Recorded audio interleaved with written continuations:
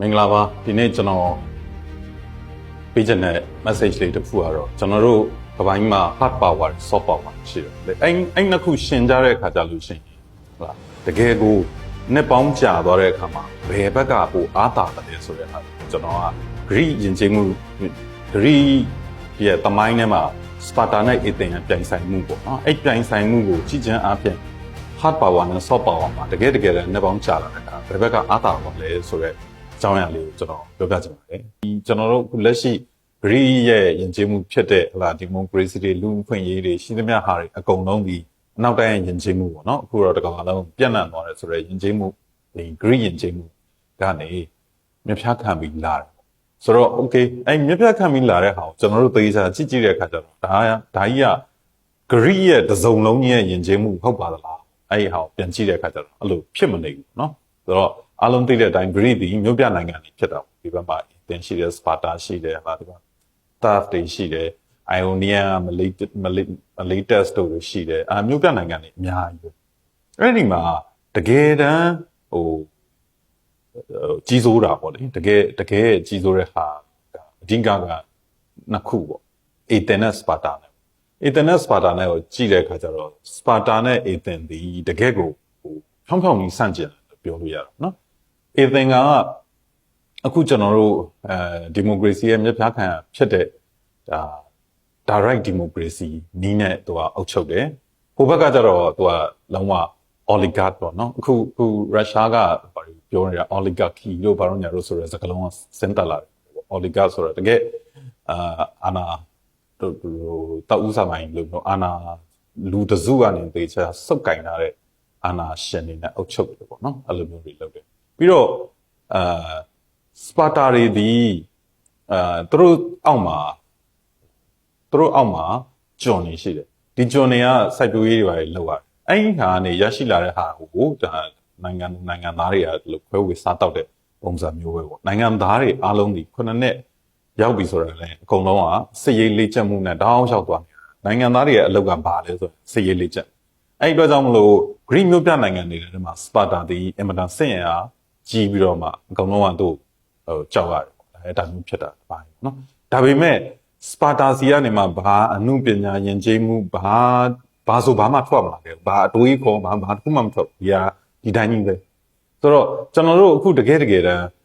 Greek ယဉ်ကျေးမှုတွေ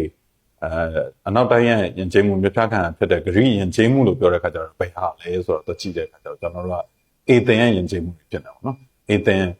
ဥဆောင်တဲ့ဘက်ချိုင်းရဲ့ယဉ်ကျေးမှုတွေဖြစ်တာပေါ့အဲ့ဒီအချိန်မှာကျွန်တော်တို့ကအင်မတန်နာမည်ကျော်တဲ့ဒီ Peloponnesian စစ်ပွဲ၃ချိန်ခဲ့တာပေါ့လေ Peloponnesian စစ်ပွဲဖြစ်တဲ့အခါကျတော့ဒီဘက်မှာစပါတာကနေမှသူဥဆောင်တဲ့ Peloponnesian League ဆိုတဲ့ဟာနဲ့ဒီဘက်က Athens ဥဆောင်တဲ့ Dalian League ဆိုတဲ့ဟာနဲ့အဲ့နှစ်ခုအားပြိုင်ကြတဲ့ဟာပေါ့အားပြိုင်ကြတဲ့ဟာဆိုတော့ကျွန်တော်တို့အဲ့စစ်ပွဲတွေဖြစ်လာခဲ့တယ်အဲ့စစ်ပွဲတွေဂျားထဲမှာပဲဟုတ်လားပထမ Peloponnesian ပြီးသွားတဲ့အခါကျတော့ဒီဘက်က Athens ဘက်မှာတကယ်ကိုတွေးခေါ်မှာအခုကျွန်တော်တို့အားလုံးလေးစားရတဲ့ Socrates တို့ Plato တို့ Aristotle တို့ဆိုတဲ့ဟာတွေတယောက်ပြီးတယောက်ပေါ်ထွက်လာခဲ့တာเนาะအဲ့လားဒါတနိကဗေဒပိုင်းပေါ့အနုပညာပိုင်းဆိုရင်တကယ်ပါတနွန်ဘုရားရှိခိုးကျောင်းကြီးကိုစောက်ထားတာဆိုအခုချိန်ထိ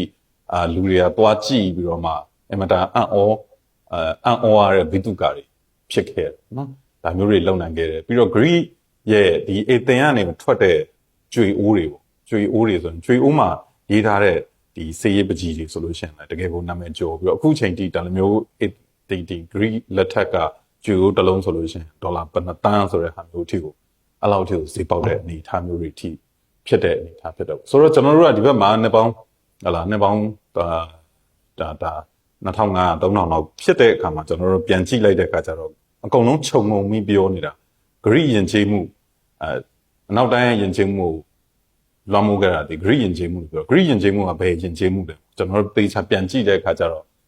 တကယ်ကိုအဲ့အချိန်မှာအားကြီးခဲ့ပါတယ်ဆိုတော့ Sparta စီကနေမှဘာမှမရရှိခဲ့ဘူးပေါ့နော်ကျွန်တော်တို့ Athens စီကသူကကျွန်တော်တို့ပြန်ကြည့်တဲ့အခါဟိုပေါ့ကျွန်တော်တို့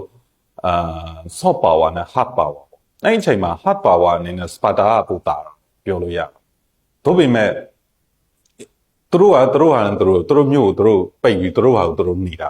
ဒီလိုပဲနေခဲ့တာနော်လိုပဲနေတယ်သူတို့အဆင့်အားပဲသူတို့တိဆောက်ပြီးတော့ဒီတိုင်းနေဒီဘက် Greek ကအေသင်ကြတော့ဟာကုံရောင်းကုံဝယ်ရောအကုန်လုံးရှိသမျှဟလာသူများစီကတိုင်းတစ်ပါးကအတွေးခေါ်အယူဆတွေလဲသူတို့တည်းပေါင်းထည့်အဲ့လိုကနေသူတို့ရဲ့ယဉ်ကျေးမှုကြီးကြီးထွားလာပြီးမှတကယ်ကိုတကယ်အခုအချိန်မှာပြန်ကြည့်တဲ့အခါကျတော့အနောက်တိုင်းယဉ်ကျေးမှုကြီးတစ်ခုလုံးကိုဥဆောင်ခဲ့တယ်ဆိုတဲ့အနေထားဒီမျိုးပြနိုင်ငံလေးတစ်ခုကနေဥဆောင်တယ်ဆိုတဲ့အနေထားဖြစ်တော့သူတို့က soft power ကိုသိစားကျင့်သုံးတယ်ဆိုတဲ့အနေထားမျိုးဖြစ်တာเนาะဆိုတော့ကျွန်တော်တို့ကဘာပဲဖြစ်ဖြစ်ပြန်ကြည့်တဲ့အခါမှာhard power တွေနဲ့ soft power တွေနဲ့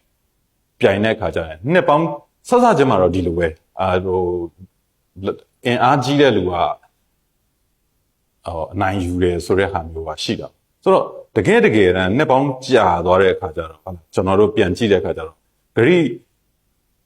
ကျွန်တော်တို့အခုလက်ရှိနေတဲ့ယဉ်ကျေးမှုတွေရဲ့မြတ်ဖျားခံဖြစ်တဲ့ဂရိယဉ်ကျေးမှုကြီးဒီသေစာပြန်ကြည့်လိုက်တော့ soft power ကိုတကယ်ကျင့်သုံးသွားတဲ့အေသင်ရဲ့ယဉ်ကျေးမှုဖြစ်တယ်ကျွန်တော်တို့ကခြုံငုံပြီးတော့ဂရိယဉ်ကျေးမှုလို့ခေါ်လိုက်တယ်တကယ်တမ်းကျွန်တော်တို့ကအေသင်ရဲ့ယဉ်ကျေးမှုဆိုတာကိုတွေ့ရတယ်နော်ဒီအတွက်ကြောင့်မလို့ကျွန်တော်တို့ soft power တွေကတိတ်အရေးကြီးတယ် hard power ဒီလိုပြောလို့ hard power အရင်ကြီးတာပေါ့နော်တကယ်ကိုဒီနှစ်ခုကိုပေါင်းစပ်ပြီးတော့တကယ် smart power လုံနိုင်အောင်အကောင်းဆုံးဖြစ်မယ်ဒီအတွက်ကြောင့်တော့တိုင်းပြည်လူကြီးက soft power ကိုတကယ်ချက်ထည့်သွင်းစဉ်းစားတဲ့နေဆိုတဲ့အောင်ဒီလိတမောင်ကြီးကျန်းအားဖြင့်ကျွန်တော်တို့ဒါဒိတ်တာတင်လို့ရပါတယ်လို့ပြောလို့ဒီလိတမောင်